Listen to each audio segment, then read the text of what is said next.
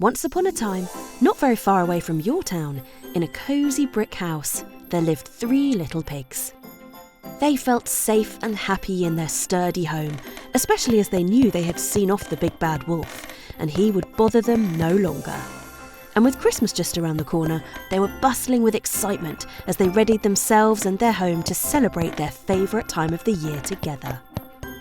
Each little pig had their own special job to prepare for the festivities. The first pig, who loved to play and have fun, made the games and activities they would play on the big day: Pin the Tail on the Wolf, Dizzy Piggy and Woodland Whispers. The second pig, who liked to make things beautiful, decorated the house with holly and ivy, twinkling lights, paper snowflakes and a huge Christmas tree overflowing with tinkling bells, shiny baubles and sparkling tinsel. The third pig, who was very clever, was in charge of the food. Making a festive feast is pretty tricky and it takes a lot of concentrating and skill, so he was the perfect pig for the job. He made buttery roasted parsnips and creamy cauliflower cheese, sweet nutty stuffing and crisp roast potatoes. And for pudding, he made a sumptuous cherry pie and custard. Everything looked delicious. But as they were busy with their preparations, the pigs couldn't help but feel that something was missing. Just as they were pondering this, there was a loud knock on the door. The pigs jumped and looked at each other, unsure who would be visiting them on Christmas Day. The first pig peered through the window and gasped. "It's a fox!" he squeaked, trembling a little. The other pigs exchanged worried glances. The fox stood on the doorstep, shivering and cold, looking hungry and lonely, and the pigs straight away felt sorry for him. After all, it was Christmas, a time of year to be open and generous, and they were sure the fox felt the same. So they opened the door. Come in, the pigs cried. Inside, the fox was ushered over to the fire and given a cup of hot cocoa and a blanket. They bustled around him, trying to help him feel warm and comfortable and involving him in their Christmas traditions. As the fox warmed up, he became quite chatty, and the pigs were pleased to see that he wanted to get involved in the preparations.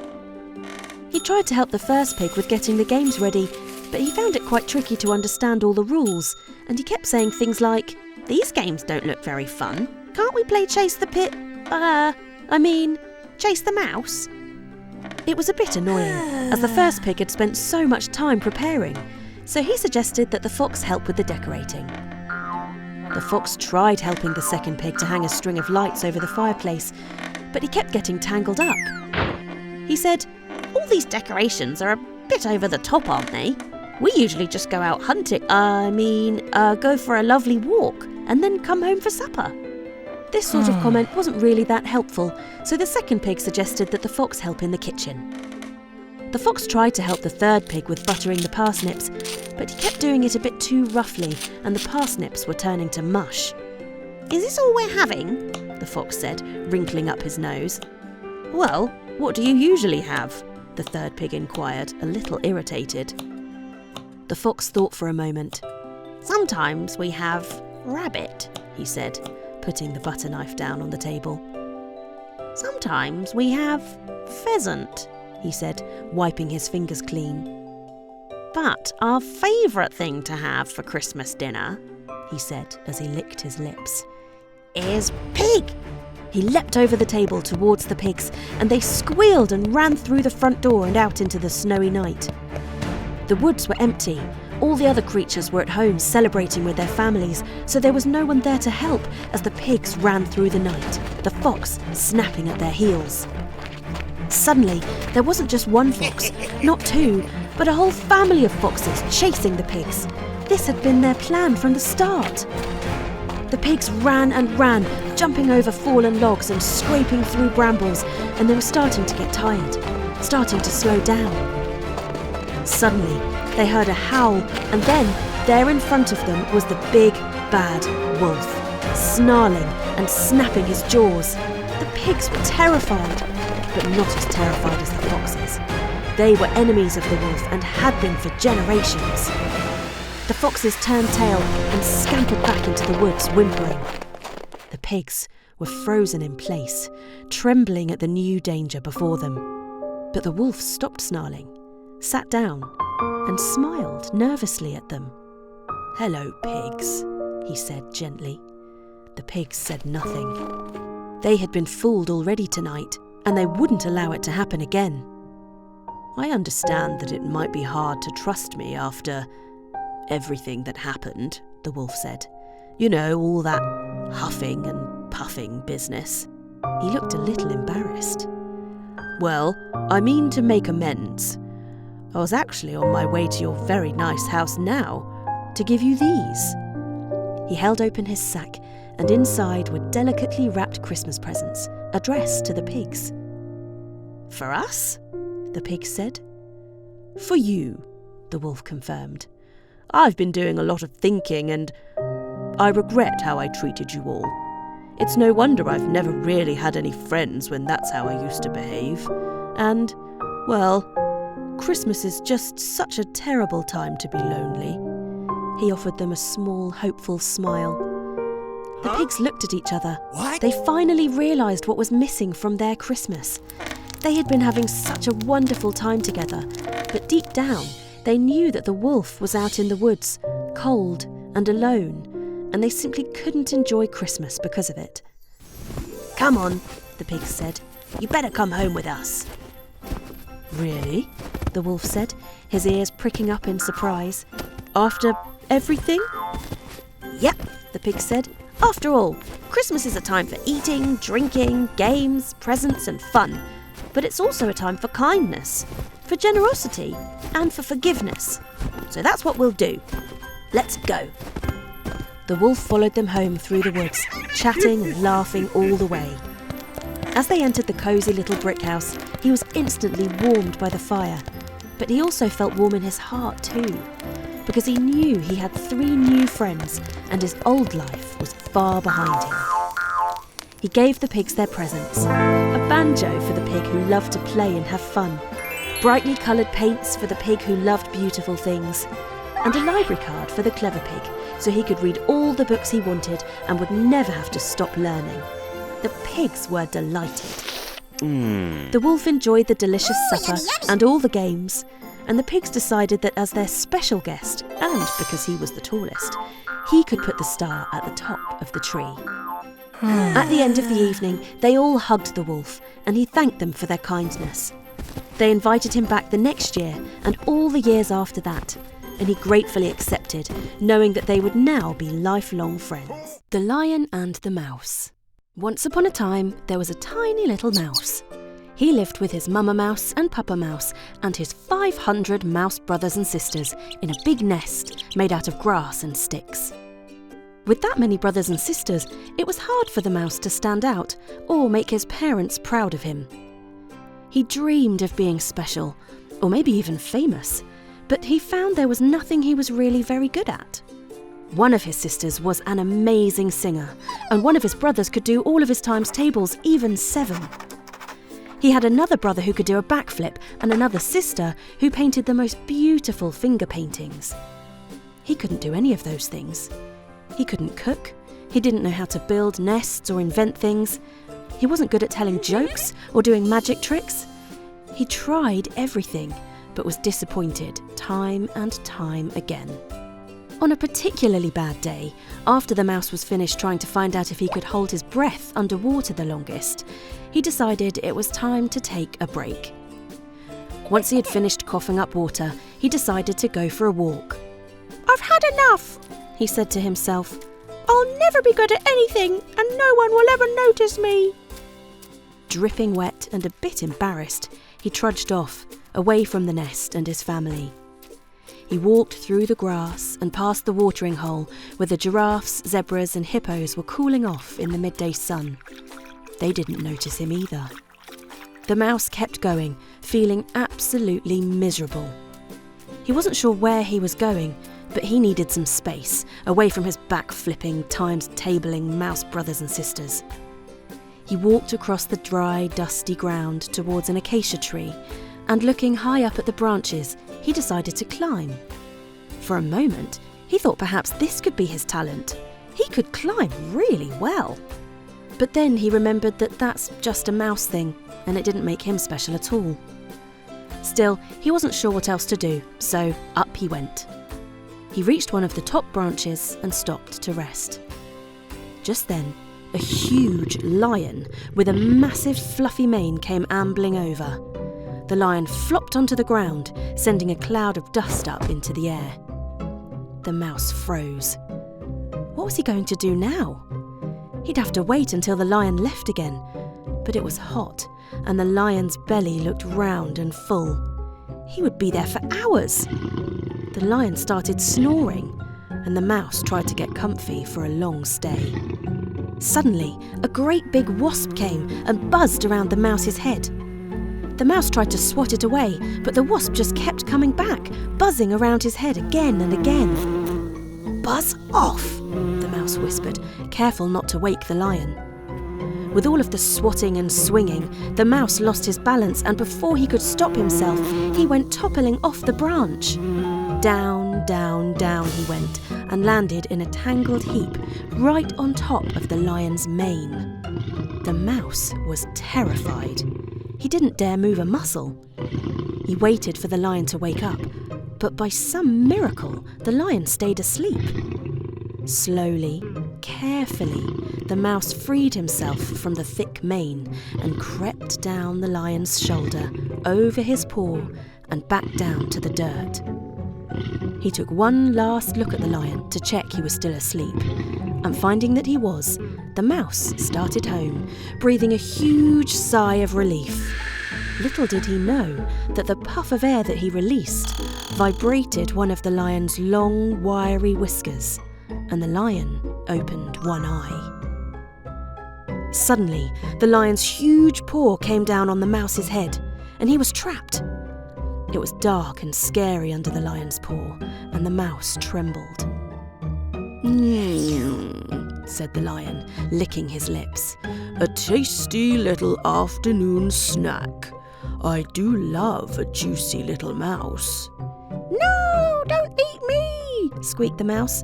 "I'll do anything." The lion thought about it for a moment. "Like what?" he asked. "Can you do a magic trick?" The mouse could not believe it. He couldn't do a magic trick to save his life, and he'd made peace with that, except now it might actually save his life. He suddenly felt very sad about it again. "I can't do anything special," the mouse said sadly. "I don't have any talents. I'm not particularly clever or handsome. But I promise that if I can ever repay you, I will. If you ever need help, I will be there." The lion paused for a moment, and then he threw his head back and laughed, a roaring, whole-body-shaking laugh. He slowly lifted his paw and came nose to nose with the mouse. "I'm not sure how you'll ever be able to do anything to repay me, tiny little mouse. But you have made me laugh harder than I've laughed in a good long while, so I will let you go." The mouse didn't look back. He ran and ran all the way home, climbed into bed, and got straight under his covers. He was the luckiest mouse alive. Maybe that was his talent. In the next few days, the mouse told his brothers and sisters what had happened with the lion, but none of them believed him. No one had ever spoken to a lion and lived to tell the tale before. How typical that the only impressive thing the mouse had ever done was so fantastic that no one thought it could possibly be true. After a while, the mouse stopped bothering to tell anyone, and soon even he started to wonder whether it had really happened, or whether he'd dreamt the whole thing.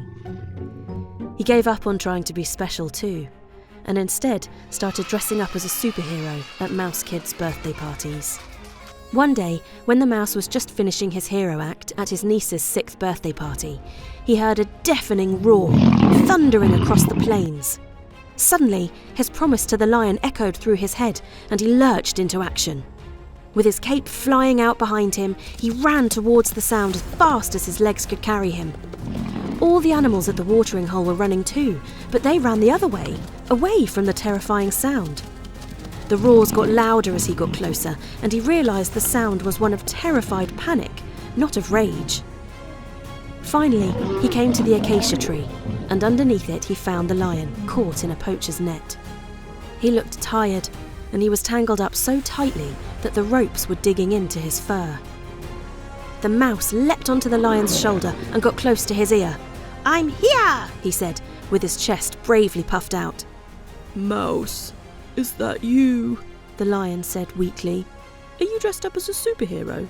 "Doesn't matter," the mouse said. "I'm going to rescue you." And the mouse jumped down and started gnawing on the ropes that held the lion. He gnawed and chewed and munched and chomped until the ropes pinged loose and the lion sprang free. "Little mouse," the lion said, "you have saved me. How can I ever thank you?" "We're even now," the mouse replied. "My debt is repaid." "Are you absolutely sure there's nothing I can do?" the lion said. "Well," said the mouse, "there is one thing." And so, that is how the mouse came to be delivered back to his mouse brothers and mouse sisters, and Mama Mouse and Papa Mouse, riding high on top of a lion's mane, dressed as a superhero. The lion told the mouse family about his mouse friend's actions. "And he is the bravest, most daring mouse I have ever met." The mouse felt amazing. Finally, his family were proud of him. But more importantly, he felt proud of himself, because he knew that he had done the right thing when no one else could. And that made him the most special mouse of all. This is the tale of Little Red Riding Hood. Once upon a time, quite close to here actually, there was a wild and wonderful forest. The forest was full of friendly folk, but there were also some scary parts of the forest, with ferocious and sneaky beasts. One of these creatures was a wolf. He was big and he was bad, and he was always trying to gobble up the friendly folk. The friendly folk knew this, and they told stories to their children about the big bad wolf, about how he would try to trick them, how he was clever and ruthless, and he would stop at nothing to get what he wanted. Over the years, the friendly folk became wise to the wolf's sneaky tricks, and they weren't so easy for the wolf to trick anymore. And so the wolf went away to try to find a village full of people who weren't so clever. This made the friendly folk very happy, as the danger that prowled just beyond the tree line was no longer there.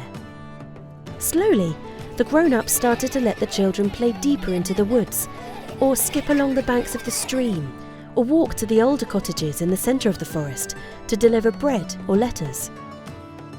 Anyway, back to Little Red Riding Hood. Remember her? One day, she was called into the kitchen by her mother. "Your grandmother isn't feeling well," she said. "I've baked a pie for her. Will you take it to Granny's cottage to cheer her up?" Red loved her Granny, and she was so excited to go and see her that she did a little dance before rushing out of the door so fast she almost forgot the basket.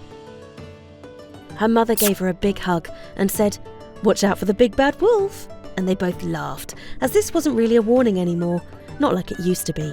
It was just something people said. As Little Red Riding Hood skipped along the path, she admired the blossoms and whistled back to the songbirds singing in the trees. She loved the forest in spring. The smell of the wild garlic, the tap-tap-tapping of the woodpeckers. She felt the woods come alive around her, and she felt more at home than she did by the fire in her own little cottage. Quite suddenly, Red noticed that the birds had stopped singing. The air had a chill in it, and the blossoms even seemed to curl in on themselves, away from whatever threat was in the air. Red stopped and looked around, holding on more tightly to her basket. Suddenly, a deep voice spoke. "Good morning, Little Red Riding Hood." Startled, she turned around and saw him. He was huge and grey, and he was standing up on his hind legs, so he was much taller than a man. He had sharp teeth and a cunning smile. "Good morning," she replied politely, though she could feel her heart hammering against her chest. "And where are you going on this fine day?" asked the wolf, leaning forward and showing her his toothy grin. "I'm going to Granny's cottage," Little Red Riding Hood said. "My grandmother isn't feeling well, and I'm bringing her a pie." The wolf's eyes gleamed and his mouth watered. "How kind of you," he said. "Do you know, there's a lovely patch of bluebells just over that ridge. I'm sure it would cheer her to have a bunch by her bed." What a kindly wolf, Red thought. Perhaps those silly children's tales are just a load of old rubbish. Red smiled and waved at the wolf as she set off to find the bluebells. The wolf chuckled to himself as he slunk on down the path towards Granny's cottage. Before long, Red was at the door of Granny's cottage with the basket in one hand and a generous bouquet of bluebells in the other. She tapped gently at the door and a strangely quiet voice said, "Come in, dear." Red let herself in and looked around. It was dark and dingy, and there was a peculiar chill inside the cottage. She could see her grandmother in bed in the corner. She had the covers pulled right up to her chin, and there was something strange about her face. "Come closer, dear. Come and sit by me," she called. Red thought to herself, "Oh dear, Grandmother must be worse than I thought. She never has all of the curtains closed, and she always has a fire crackling away in the hearth." Little Red Riding Hood had always been a practical sort of girl, so she rolled up her sleeves and got to work. "Don't worry about me, Granny," she called into the dark. "I'll get this place shipshape in no time." Red poured some water into a jug for the bluebells and set to sweeping the floor and starting the fire. She started to open the curtains when she heard a funny, muffled sort of sound coming from a broom cupboard. Red stopped and looked around, but Granny started coughing and said, "Come closer, dear. I'd like to look at you. It's been so long since you visited." Well, that was definitely strange. Red and the other children came to Granny's cottage to bake cookies and hear Granny's stories twice a week. Had the old woman bumped her head? Red brought the jug of bluebells over to the bed, thinking they would brighten her Granny's mood. As she got closer, she couldn't believe what strange effects this illness had had on the woman in the bed. "Oh, Grandmother," Red said, "what big ears you have." "All the better to hear you with, my dear," the figure in the bed replied. "And Grandmother, what big eyes you have," said Red. "All the better to see you with, my dear," the strange creature said. "And Grandmother, what big teeth you have," cried Red. "All the better to eat you with," roared the wolf, throwing off the covers and going to leap from the bed. Little Red Riding Hood was so shocked she didn't have a second to make a plan. She just used what she had in her hands. Quick as a flash, she lifted the bluebell jug in the air and smashed it down on the wolf's head, sending a spray of water, sharp shards of pottery, and 100 bluebells showering all over the place. The wolf was out cold on the floor. Just then, Red's real Granny came bursting from the broom cupboard in her nightie. Red and Granny hugged and then got to work tidying up the mess.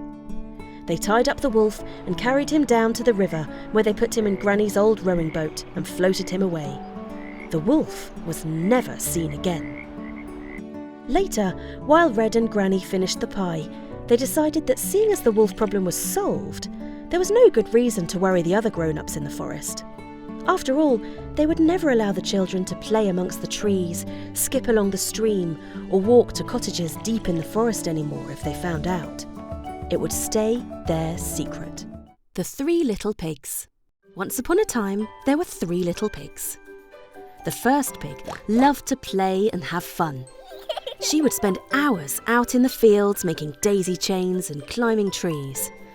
The second pig was very good looking. He liked to go down to the pond and look at his reflection all day. The third pig was extremely clever. He liked to stay in his bedroom reading books and doing sums. But sometimes the little pigs would forget to help Mummy and Daddy Pig with the chores, and this made them feel very cross. One day, Mummy Pig said, "I've had enough of you 3 lazy little pigs. This house is a terrible mess, and you 3 don't help at all. In fact, you make it 10 times worse. It's time you grew up and moved out. Then maybe I'll have a chance to make daisy chains down by the pond, and maybe even finish my book." The 3 little pigs were a bit sad that they were being turfed out.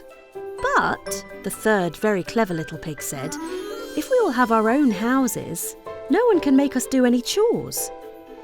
The other little pigs liked this idea, so they packed their bags with everything they would need out in the big wide world. Mummy Pig waved them off with her handkerchief. "Watch out for the big bad wolf!" she cried after them. "What did she say?" said the first pig. "Wasn't listening," said the second pig. "Me neither," said the third pig. The three little pigs shrugged their shoulders and off they went.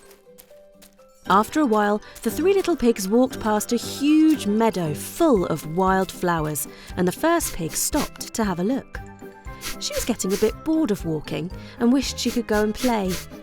Just then, a big red tractor with a trailer full of straw came bumping along down the road behind them. As the tractor came closer, it went over a huge bump and a bale of hay fell off the back. "That'll do," the first pig said, and hugged the other little pigs goodbye. She quickly made a sweet little house out of the straw. It was a bit of a rush job, and it wasn't very sturdy or strong, but it was cosy enough, and the first pig spent the rest of the day picking flowers and playing in the meadow. The second pig and third pig carried on down the road, and after a while they walked past a big, wide, lazy river and stopped for a drink.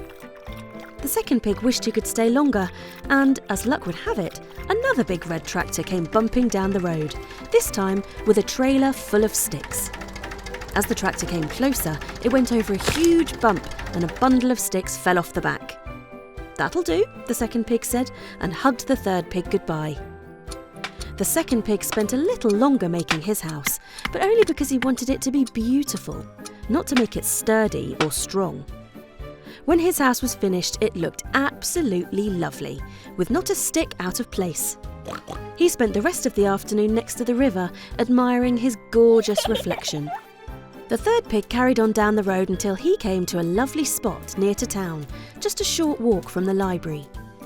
He looked up and down the road, wishing for a tractor that something might fall off the back of.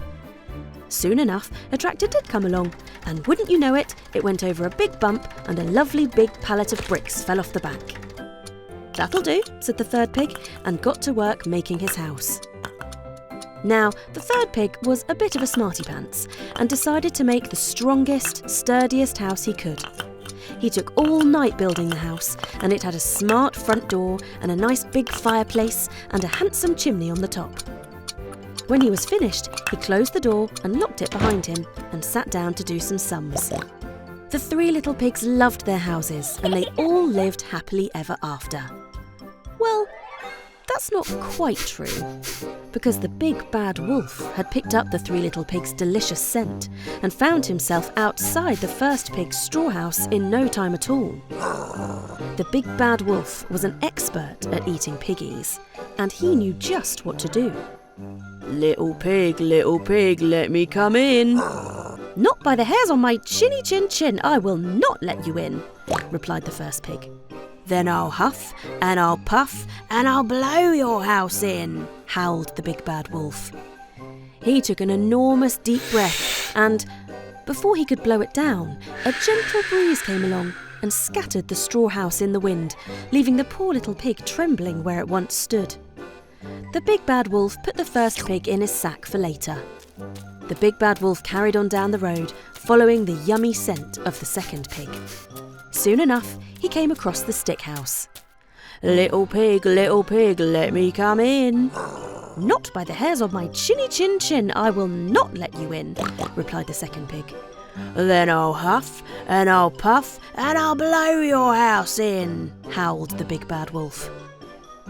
He took an enormous deep breath and blew as hard as he could. The stick house wibbled and wobbled and swayed, and before long came crashing to the ground, leaving the poor little pig trembling where it once stood. The big bad wolf put the second pig in his sack for later. The big bad wolf carried on down the road, following the scrumptious scent of the third pig. Soon enough, he came across the brick house. Little pig, let me come in." "Not by the hairs on my chinny chin chin, I will not let you in," replied the third pig.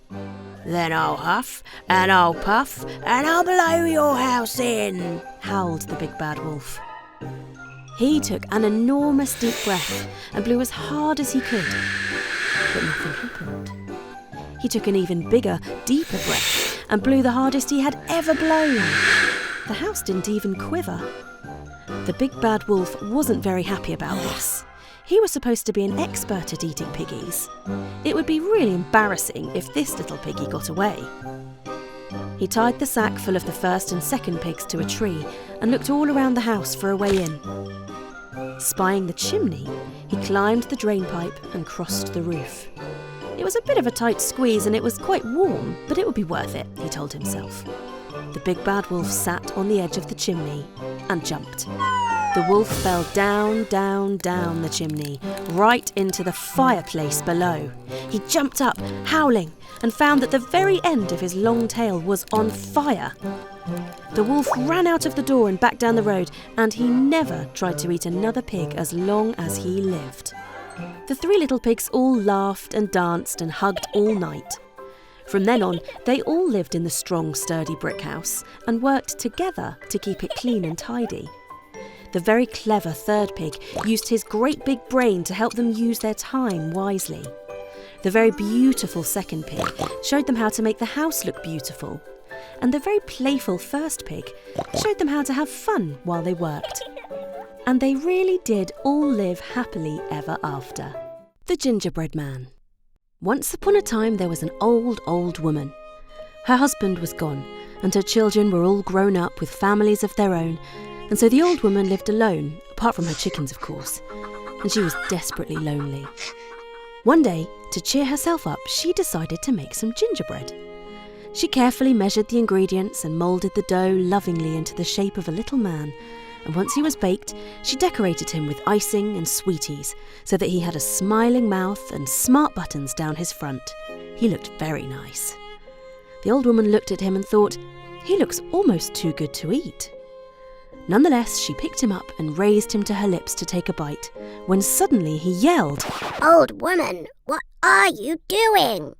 She dropped the gingerbread man in surprise, and he scurried out the door, laughing and shouting, "Run, run as fast as you can. You can't catch me. I'm the Gingerbread Man." The gingerbread man ran down the garden path on his little gingerbread legs, faster than you would think a small biscuit could run. Suddenly, the old woman's chickens were hot on his heels, squawking and pecking at him. He yelped in surprise and ran even faster, jumping over the garden gate in one giant leap, leaving the chickens behind, clucking indignantly. He cackled to himself and called, "Run, run as fast as you can. You can't catch me. I'm the Gingerbread Man." He ran down the lane and turned the corner, and there, in front of him, was a cat, fluffy and white, a blue collar around her neck, and a little silver bell tinkling softly against her chest. The cat's face was scrunched up into a permanent scowl, and she hissed at the gingerbread man before giving chase. The gingerbread man yelped and quickened his pace. Usually, cats are quite fast. By rights, the gingerbread man shouldn't have stood a chance, but this particular cat could usually be found curled up on a warm lap, or eating smoked salmon pâté and cream. So she was actually quite slow, and she ran out of puff rather quickly. The gingerbread man outpaced her and left her panting on the side of the road. He laughed a mocking laugh and called out, "Run, run as fast as you can. You can't catch me. I'm the Gingerbread Man." Soon he came to a field that ran alongside a riverbank where all was quiet, and he decided to rest a while. The river was wide and slow, flowing lazily past, dragonflies and water boatmen making little ripples on the surface. But no matter how gentle the current was, the gingerbread man could not swim, and he knew that if he got wet, he would dissolve away into the river and be gone forever. Just as he was pondering what he should do, a shadow fell over him. The gingerbread man looked up, and there was a huge brown cow standing over him, licking her lips. The gingerbread man froze, his mouth gaping open in fear, and the cow leaned down towards him, her big pink tongue curling out of her mouth, ready to snap him up. The gingerbread man finally found his feet, and he ran off down the riverbank. The cow gave chase, and the gingerbread man was horrified to find that she was actually quite fast. He looked this way and that for an escape, but it was the field or the river, and either way he was doomed. Up ahead, he saw a fox taking a drink from the river. "Fox!" the gingerbread man called out. The fox looked up from the river and cocked his head. This was something new. He'd been around a while, this fox, and he thought he'd seen everything. but a biscuit come to life being chased by a farm animal. He'd never seen anything like this before. Fox, help me across the river! The gingerbread man demanded as he came hurtling towards the fox, the cow in close pursuit. "What's in it for me?" the sly old fox called back. Just help me! The gingerbread man pleaded.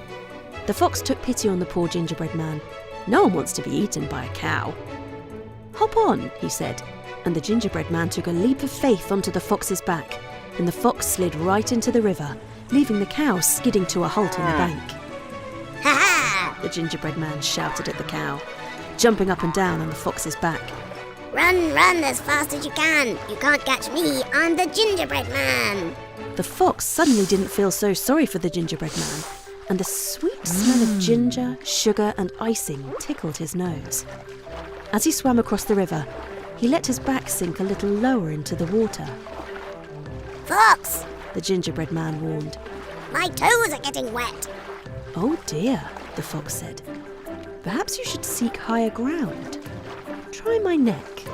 The gingerbread man climbed up onto the fox's neck, but soon this seemed to be sinking lower into the water too. Fox, The gingerbread man panicked.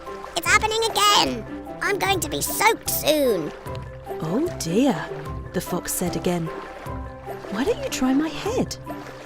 They were so very nearly at the other side of the river, but the gingerbread man did as the fox suggested.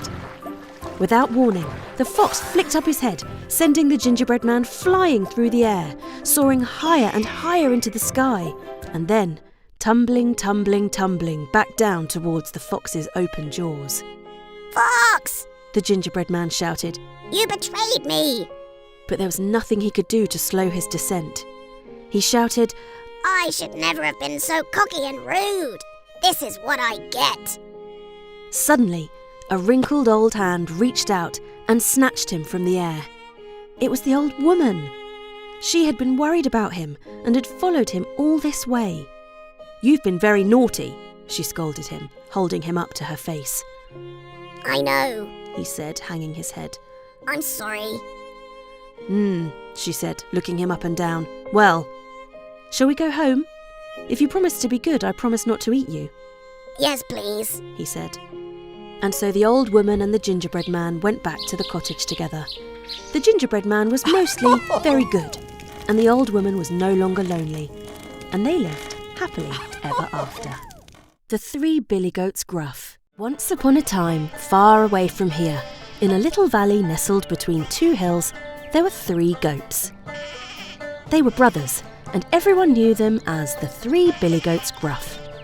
Their names were Little Billy Goat Gruff, Middle Billy Goat Gruff, and Big Billy Goat Gruff. They had a simple and happy life. They spent their days frolicking in the meadow, munching on the sweet green grass, and playing by the crystal clear river that separated the 2 sides of the valley. The valley was beautiful, and they were very happy there. But as time went by, they realised that they had a big problem. The sweet green grass that they loved so much was almost gone on their side of the valley. The goats had eaten nearly all of it, and their meadow was starting to look patchy and bare. One day, Little Billy Goat Gruff looked up from munching on his grassy breakfast, and he saw that the meadow across the river was filled with thick, juicy green grass. "Brothers," he said, "have you ever noticed how absolutely delicious that grass looks over there?" Middle Billy Goat Gruff said, "Wowzers, I've never seen such scrumptious-looking grass.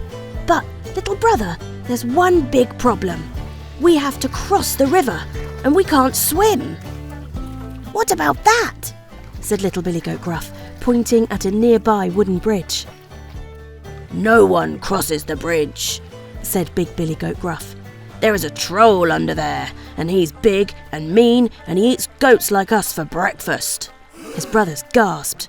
"And he's smelly too," Big Billy Goat Gruff added, and his brothers gasped again.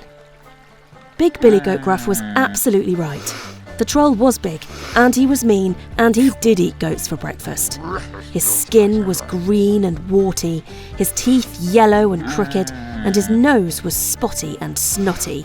He was grumpy and lumpy, and what he hated more than anything was the thought of anyone crossing over his bridge. "All I want is a bit of peace and quiet," the troll would say. "Is that so much to ask?" He just happened to think that goats were the most delicious thing in the whole wide world, and that made him extra dangerous. But the three Billy Goats Gruff were fast running out of food in their meadow, and they were starting to get rumbly tummies. They needed a plan. They put their heads together and they thought hard about what they could do. We could sail across, Little Billy Goat Gruff suggested. We don't have a boat.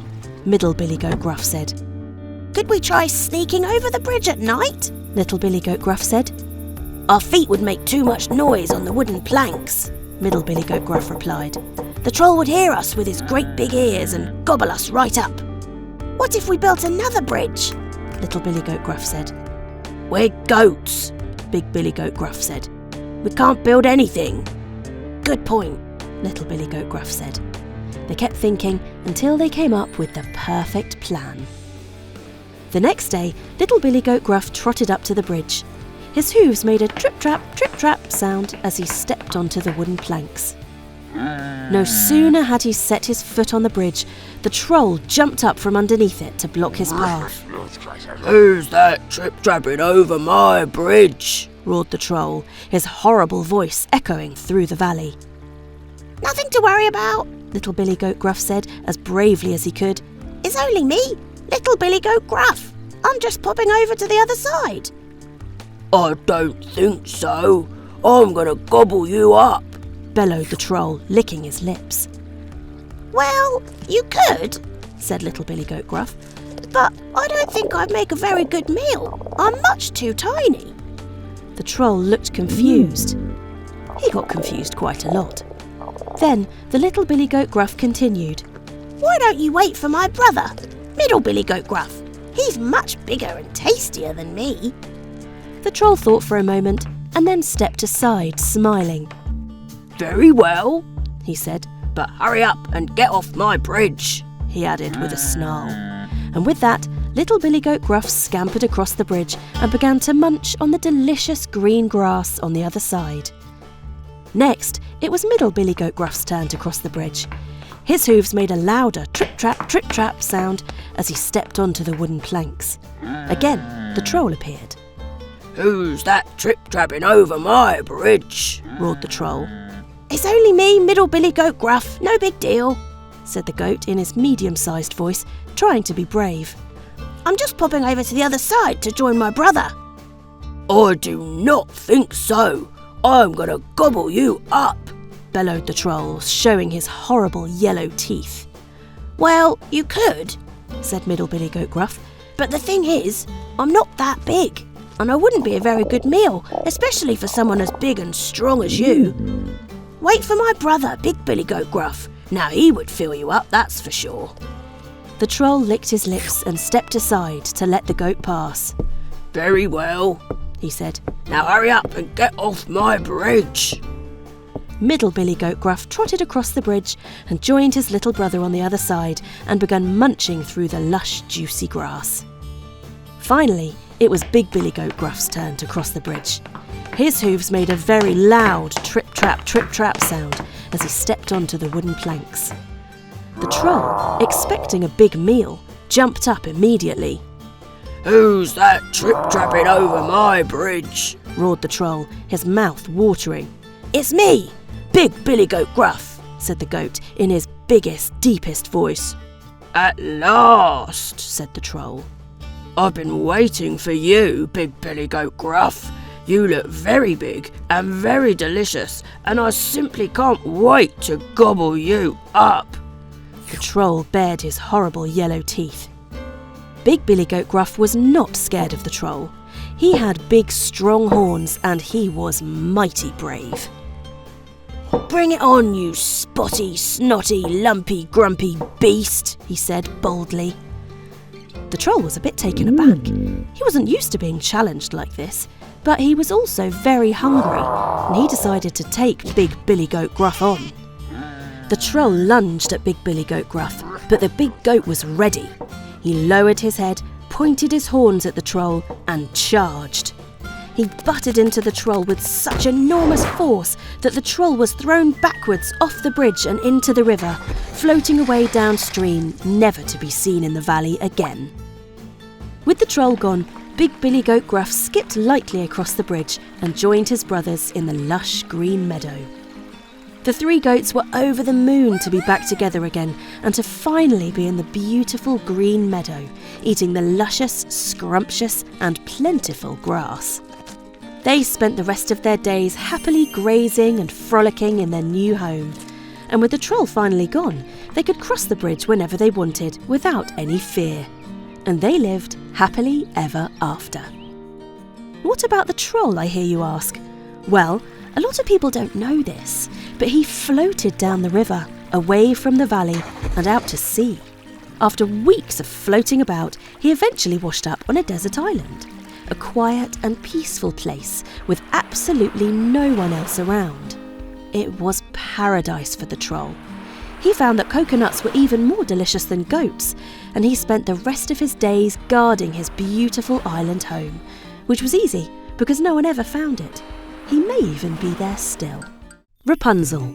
Once upon a time, there was a witch. She was selfish and mean and spiteful. She didn't like anyone or anything, and she especially didn't like cheerful, happy people. She didn't like it when they laughed or sang. She didn't like it when children played, and most of all, what she absolutely hated was people who were in love with each other. Happy couples, they were just the worst. The one thing the witch didn't hate was her garden. It was a lush green jungle of enormous and perfectly formed fruits and vegetables, surrounded by a high wall. Great spiralling towers of crisp, sweet runner beans, sprawling vines rich with pumpkins and cucumbers, trees overflowing with juicy apples and plums. The garden was her pride and joy, and she used her magic to pull all the goodness from the soil for miles around, to magically ripen the food and make it plump and delicious. Near to the witch lived a young couple. They had a garden of their own and worked hard to tend to it, but the witch's magic was draining their land of every bit of nourishment, and they could barely grow a bean. The man begged the witch for help, but she would not share, even though she had far more than she could ever eat alone. So one night, the man climbed the wall to steal a single juicy lettuce, his wife's favourite. But as he plucked the lettuce from the ground, a bolt of lightning lit the garden, and the witch stood before him with a thunderous look on her face. "You would steal from me!" she roared. He fell to his knees and begged for help. The witch thought for a moment and said, "Fine. You may take as much food as you need from the garden, but nothing in this world comes for free. In return for saving your life, you will promise me your firstborn child." The man quickly agreed before snatching the lettuce and running home to his wife. He knew they needed the food, and he would worry about the promise later.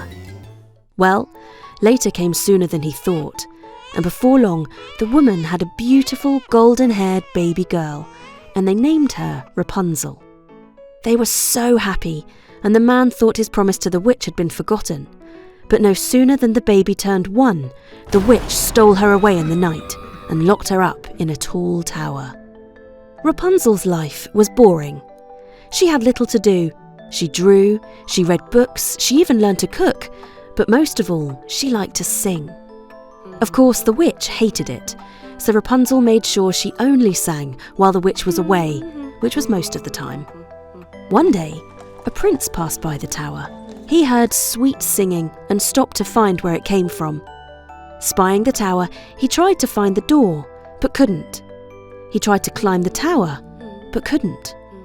He could see the window at the top and knew that the source of the beautiful music was inside, so he stayed and listened a while. He watched, hidden, as the witch returned and the singing stopped. The witch called out, "Rapunzel, Rapunzel, let down your hair!" And a braid of gleaming golden hair tumbled from the window. The witch grabbed hold and was raised up to the window and disappeared inside. The prince watched and waited for the witch to leave again. Straight away he went to the bottom of the tower and called out the words, and the golden rope of hair was once again tossed to the ground. His heart beating in anticipation, he climbed to the top and came face to face with Rapunzel. She was shocked. No one but the witch had ever climbed her hair to the tower. But she looked into the eyes of the prince and saw the kindness and the hope there, and she dared to dream of freedom and happiness. The prince looked into Rapunzel's eyes, and he knew his life would never be complete without her by his side. For a whole year the prince would visit Rapunzel in her tower. He would tell stories of the world that he had explored, and she would sing for him. He even taught her some new songs from distant lands. She told him how eating from the witch's magical garden her whole life had made her magical hair so long and so strong. But the prince never stayed long, for fear that the witch would find out and hurt him, or even worse, punish Rapunzel. One day, he watched the witch leave as usual and quickly called to Rapunzel to bring him up. He was excited to show her a gift he had made her. It was a rope ladder he had painstakingly made over the year he had fallen in love with her. He had started making it the day they met, and he'd been adding to the length every day until finally it was long enough to reach the ground from her window. Rapunzel was so happy. They decided they would escape together the very next day. Rapunzel couldn't help but sing and dance around her room all that day, and in her happiness she forgot the time, and the witch returned. The witch heard Rapunzel singing a song from a kingdom far away, and knew right away that it was a song she would have no way of knowing, should never have heard before. She flew into a rage and cut Rapunzel's hair. She used the severed golden braid to bring them both to the ground, and she dragged Rapunzel away. The witch took Rapunzel to a distant wasteland and left her there alone, telling her never to return or she would kill the prince. In all of her years in the tower, Rapunzel had become part of the magical garden, and without her, it turned sour. The fruit and vegetables rotted away, and the plants turned to thorns and nettles. The prince saw this and knew straight away that something was wrong. He climbed the magical hair that remained hanging from the window, wanting to help Rapunzel. As he reached the top, he came face to face not with his beloved, but with the witch. She cut the braid, and the prince went tumbling down, scratching his eyes on the thorns and becoming blind. The prince wandered through the land, listening out for Rapunzel's song, and Rapunzel wandered through the wasteland searching for her prince. The witch returned to her garden and found that no matter what she did, she could not return it to the paradise it once was. She used up all of her magic to fight back the thorns until she shriveled into a little grey worm and burrowed into the ground, never to be seen again. Rapunzel and the prince wandered for a year, until finally the prince heard the familiar, beautiful singing that he loved so much. He stumbled towards the sound, calling Rapunzel's name, and fell into her arms. Her tears of happiness fell freely onto his face, and the last seed of magic from the garden fell with them, instantly healing his sight. Together, they returned to the garden, where they found happiness like no other. The garden felt its beloved Rapunzel return, and it became lush and fertile again. They knocked the tower to the ground and built a cottage, where they spent the rest of their days singing and dancing to their heart's content. The Princess and the Dragon. Once upon a time, there was a beautiful princess named Betty. She lived in the highest tower of a scary castle on a rocky island in the middle of a stormy sea, all alone. Alone, that is, apart from a huge dragon who guarded the island day and night and never let another person set foot on it. Back on the mainland, the townspeople all agreed that someone should go and rescue her. Many brave people said they would go, but at the last minute there would always be some excuse. Darren's guinea pig was poorly and he needed to take it to the vet. Jonathan's dad needed some help fixing a door and it simply couldn't wait. Simon had a tummy ache. And so years went by and the princess remained on the island. You may wonder what she got up to for all of those years. Well, at first she was very sad and lonely. She would spend many long hours looking out of her window of the high tower in the scary castle on the rocky island in the stormy sea. Out of the window she could see the huge dragon. It was as big as a house, and it was green with purple spikes down its back. It had black beady eyes and a long snout. Its claws were as long and sharp as swords, and its teeth were like daggers. It had huge wings, bigger than a jumbo jet. Most frightening of all, it breathed huge, hot plumes of fire from its mouth, burning anything in its path to a crisp. Princess Betty would watch the dragon from her window, and it watched her right back. Sometimes she would lose sight of the dragon for a moment and think perhaps it had flown away. But then, suddenly, it would swoop past her window almost close enough to touch, and she would run and jump under her covers in fright. As time went by, the princess began to grow bored in her tower, and she found out that with a hairpin and a lot of patience, she was able to pick the lock, and she could leave the high tower. She explored the scary castle and found that it wasn't actually that scary, it was just a bit dusty and cobwebby. After she cleaned it up a bit and opened some windows, it was much nicer. And after she painted some colourful pictures on the walls, it was positively cheerful. Next, Princess Betty decided she could try exploring the island, although there was still the obvious dragon problem. The dragon always seemed to be watching her, and whenever she tried to leave the castle, it would chase her back in. She tried disguising herself as a bush so it wouldn't see her, or rolling in stinky mud so it wouldn't smell her, but the dragon could not be fooled, and it got so bad that as soon as she opened the big wooden castle door, the dragon would rush towards her and she would slam it closed again. And so, there the princess remained, sad and lonely, with no hope of ever getting home. Meanwhile, the people on the mainland were starting to get a little impatient. The mayor decided that if everyone claimed to be too busy to rescue the princess, then he would have to choose someone to go, whether they wanted to or not. All the young, strong people in the town wrote their names down on scraps of paper and threw them into a big empty cooking pot. Everyone gathered in the town square for the lucky or unlucky person to be chosen. The big moment came, and the mayor of the town pulled the scrap of paper from the pot and called out the name. "Steve," the mayor said, and young Steve was nudged forward. He smiled and waved at the townspeople, but inside he was terrified. He couldn't fight his way out of a wet paper bag. How on earth was he going to take on the dragon? The townspeople helped to prepare him by loading food, armour and weapons onto a rowing boat, and they pushed poor trembling Steve out to sea. All the while, the princess continued to wait in her tower. One day, she was sitting at her window, as she usually did, and she was watching the dragon, who was laying on the lawn with its head on the ground, resting between its sharp claws. The dragon was lazily watching her too. The princess sighed. The dragon sighed too. The princess sighed again, even more dramatically. The dragon sighed too, puffing a little cloud of smoke out of its nostrils. "Wait a minute," thought the princess. "Could it be?" She sat up straight, and the dragon lifted its head to look at her. She tilted her head to the side, and she couldn't believe it when the dragon did the same. Princess Betty stood up and ran down the stairs of the high tower, through the castle, and heaved open the big wooden door.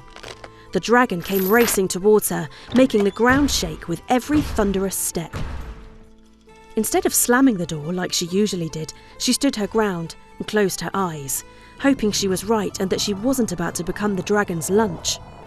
Then the thundering steps stopped, and all she could feel was the hot breath on her face. She opened one eye, and there was the dragon in front of her, almost close enough to touch, laying on the ground like a dog. Princess Betty couldn't believe it. She took one careful step forwards and reached out one hand to gently stroke the dragon's nose, right between its nostrils.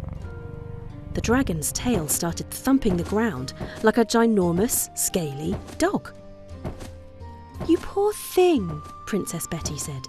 All this time I've been so afraid of you. But you've been just as lonely as I have. She walked along beside the dragon, her hand gently stroking its scaly side. She stopped by its front leg and said, "May I?" The dragon huffed a friendly little puff of smoke from its nostrils and seemed to try to lay down flatter on the ground to allow her to climb aboard. The dragon beat its enormous wings and up they flew into the sky. Round and round the castle they flew and in and out of the clouds. The princess had never felt so free. Just as they were about to land again on the rocky island, Princess Betty spied a man on the beach next to a smashed-up rowing boat destroyed by the stormy sea. "We must try to help," she said. They landed next to the man and Princess Betty said, "Are you quite all right? What are you doing here?" The young man looked like he was trying very hard to be brave. "I am Steve," he said. "I am here to rescue you, Princess." The princess looked at the young man and then at the dragon and raised one eyebrow. "It looks very much like you are the one in need of rescue, Steve." Steve laughed, and the princess laughed, and the dragon puffed a little cloud of smoke out of its nostrils. "Hop on," the princess said, and the three of them flew back to the mainland, where the princess assured all the townspeople that Steve had indeed been extraordinarily brave in rescuing her. What of the end of our story? Well, Princess Betty and Steve became best friends, and then, without really meaning to, they fell in love. They were married in the castle, which was now full of laughter and joy, and the dragon stayed with them for the rest of their days. And they all lived happily ever after. The end. Thanks for watching. We hope you enjoyed this magical story. If you want to come along on more of our adventures, make sure you subscribe to our channel. There's so much more to be discovered. You can start right now by clicking on our channel and picking your next favourite tale. There really is something for everyone, from daring heroes and mischievous creatures to magical lands and secret wonders. And remember, by subscribing, you'll be the first to know when a brand new story is ready to be enjoyed. Let's go.